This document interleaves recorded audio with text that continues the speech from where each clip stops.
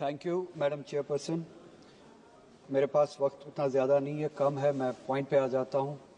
हैरत हुई जब एक पैराग्राफ सुना भी और फिर पढ़ा भी पेज 19 में, जो प्रेसिडेंशियल एड्रेस में जम्मू कश्मीर के हवाले से जिक्र किया गया और ये बताया गया कि 370 हटाने के बाद वहाँ पे पार्लियामेंट इलेक्शन भी हुआ और असेंबली इलेक्शन भी हुआ। ताजुब है कैसे इस मुल्क को बेवकूफ़ बनाया जाता है। ये कोई पहली बार नहीं है कि असेंबली का इलेक्शन, पार्लियामेंट का इलेक्शन जम्मू कश्मीर में हुआ हो। 370 के होते हुए भी होता था, आपने नाजायज़ तरीके से 370 हटाया, उसके बाद भी इलेक्शन हुआ। 370 के दौरान भी लोगों ने जमहूरियत पे यकीन दिखाया, जमहूरियत के ज़रिए अपने फैसले किए और 370 के हटाने के बाद भी लोगों ने जमहूरियत के ज़रिए जवाब दिया। वो इलेक्शन होना कोई पहली बात नहीं है, कोई ख़ास बात नहीं है। इलेक्शन इससे पहले भी हुए, आज भी होते रहे, होते भी रहेंगे। जो चीज़ बतानी चाहिए थी, जो बताई नहीं गई प्रेसिडेंशियल एड्रेस में, कि जम्मू कश्मीर में 370 हटाने से क्या नुकसानात हुए, 370 के होने से क्या फ़ायदे थे, जो बात मुल्क को बताई नहीं जाती है, जो बात इस ऐवान को बताई नहीं जाती है, जो बात उस प्रेसिडेंशियल एड्रेस में होनी चाहिए थी, जिसका जिक्र नहीं हुआ। कुछ पॉइंट्स की तरफ मैं इशारा करूंगा। जो बात होनी चाहिए थी, हकीकत ये थी कि ह्यूमन डेवलपमेंट इंडेक्स अगर आप उठा के देखें 370 के होते हुए और 370 के बाद, 370 के होते हुए जम्मू कश्मीर कोई पिछड़ा राष्ट्र, पिछड़ा हुआ राज्य नहीं था, पसमानदा रियासत नहीं थी। 370 के होते हुए HDI के इंडेक्स पे, ह्यूमन डेवलपमेंट इंडेक्स पे जम्मू कश्मीर का शुमार 6ठे रियासत का होता था। अगर आप कंपेयर करें उन रियासतों से जहां पे बीजेपी गवर्न करती है, बिलखुसूस आपकी मखसूस और ख़ास रियासत गुजरात, जहाँ पे जम्मू कश्मीर का ह्यूमन डेवलपमेंट इंडेक्स 370 के होते हुए जम्मू कश्मीर का 0.712 था, वहीं पे गुजरात का वहाँ से ज़्यादा कम था, जो कि 0.677 में था। हरियाणा का जम्मू कश्मीर से कम था, 0.702 पे। उत्तर प्रदेश का उससे भी कम था, 0.596 पे।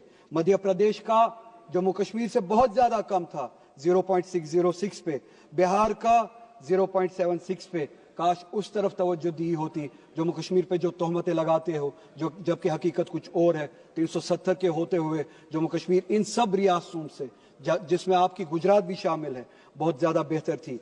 पॉवर्टी राइट 370 के होते हुए, जिसका जिक्र यहाँ पे नहीं हुआ, जो बताया जाना चाहिए था। जम्मू कश्मीर जो इस मुल्क की सर्वे हुई है, आखिरी सर्वे हुई है, जम्मू कश्मीर में 10.3% पे थी, जो कि गुजरात से कहीं ज्यादा बेहतर है। गुजरात जहां पे 16.6 की पॉवर्टी रेट है, परसेंटेज है। यूपी की 29.4% है। मध्य प्रदेश की 31.7 पॉवर्टी परसेंटेज है। बिहार की 33.7 और 370 के होते हुए उसी मुकाबले में जम्मू कश्मीर की सिर्फ और सिर्फ 10.3 पॉवर्टी रेट थी। ये बताना आप भूल गए।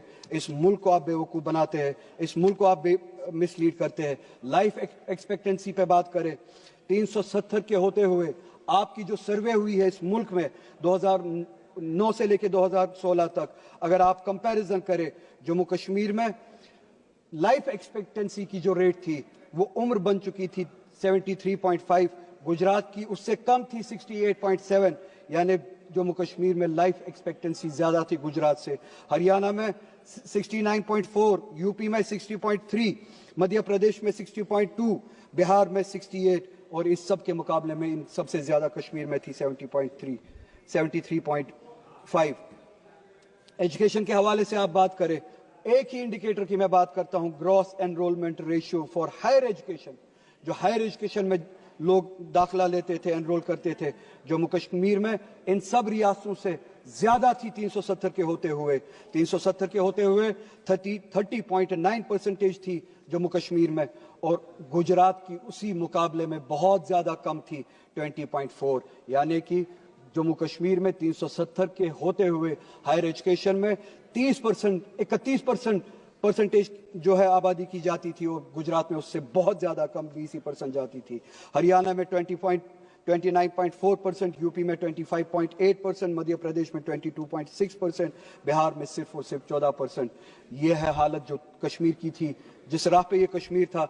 इनकम की अगर बात करें, मैं ज्यादा इंडेक्सेस में जाऊंगा नहीं, पॉवर्टी की मैंने बात की, जम्मू कश्मीर गुजरात से भी बेहतर था, हरियाणा से भी बेहतर था, यूपी से भी बेहतर था, मध्य प्रदेश से भी बेहतर था, बिहार से भी बेहतर था। सिर्फ 2 मिनट चाहिए मैडम चेयरपर्सन, मैं कंक्लूड करूंगा, मुझे पता है मेरे पास वक्त ज्यादा नहीं है।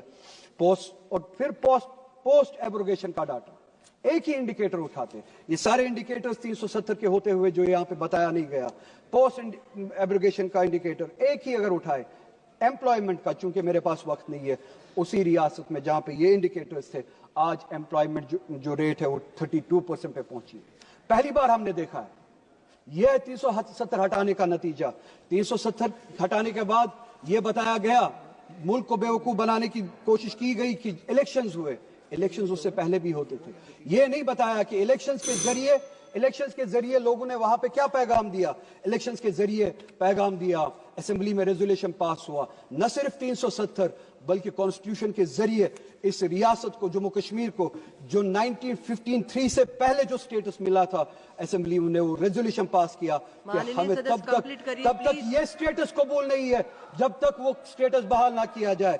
असेंबली के जरिए हालांकि मेरी वो ख्वाहिश नहीं है सिर्फ स्टेटहुड बहाल किया जाए यहाँ पे, मगर असेंबली के जरिए, और बहुत सारे लोग, सिर्फ 1 मिनट मैडम, सिर्फ 1 मिनट, बहुत सारे लोग आपके उन वादों पे उम्मीद लगाए हैं कि आपने यहाँ पे चलिए स्टेटहुड की बहाली के हवाले से वादे किए हैं, सुप्रीम कोर्ट में वादे किए हैं, वो वादे आप कब पूरा करेंगे और रेजोल्यूशन पे अमल कब करेंगे। जो स्टेटस था जम्मू कश्मीर का 1953 से पहले, वो एक दिन इस मुल्क को वापस करना पड़ेगा। और आखिर में मैडम, पूरे मुल्क में जो मुसलमानों की हालत है, मैडम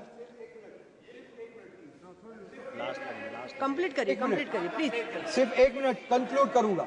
पूरे मुल्क में मुसलमानों की जो हालत है, वो उस हालत के बारे में आप यहाँ पे जिक्र करना भूल गए।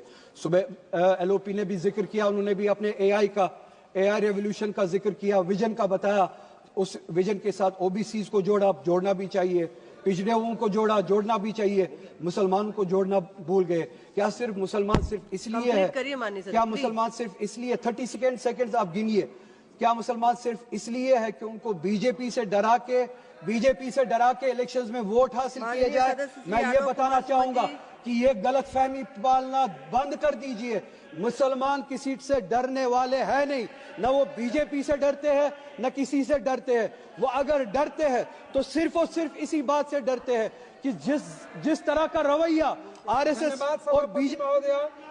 मैं आपका आभार व्यक्त करता हूं कि आपने मुझे महामहिम राष्ट्रपति जी के अभिभाषण के धन्यवाद प्रस्ताव पर बोलने की